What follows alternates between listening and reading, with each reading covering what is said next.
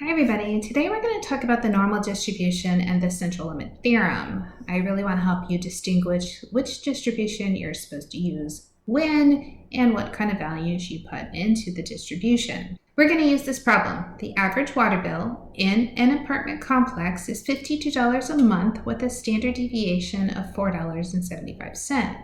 Suppose 15 randomly selected water bills from the complex are observed. If the distribution is assumed to be normal, we're going to find the distribution of x, the distribution of x bar, the probability that a randomly selected water bill is between $48.50 and $55.25, and for the group of 15 observations, what the probability that the average water bill is between $48.50 and $55.25. So the first question, when we're looking for the distribution of x, it says we're assuming it's normal, so x will be normal with a mean of 52 and a standard deviation of 4.75. In B, when we look at the distribution of x bar, we're looking at the central limit theorem. That means x bar will also be normal with a mean of 52, but the standard deviation is going to be $4.75 over the square root of 15 because we had n observations. We're going to change that over to a number, so we'll call that normal with a mean of 52 and a standard deviation of 1.2264.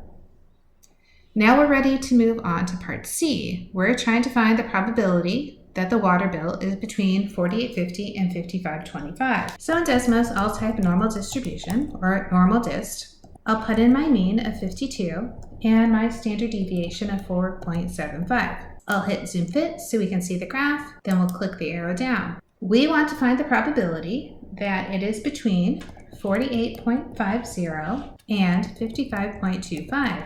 This gives us 0.522. If you need more decimals, you click the arrow down.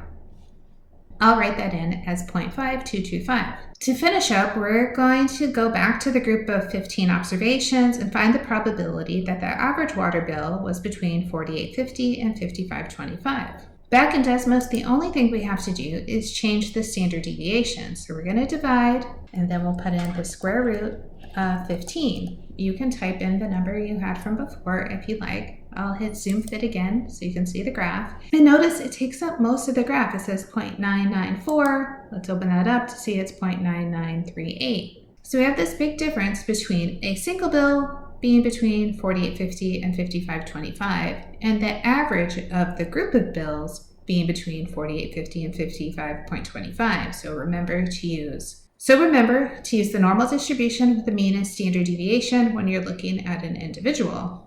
But use the central limit theorem when you're looking at the average for a group. Then you'll use the mean with the standard deviation divided by the square root of the number of elements.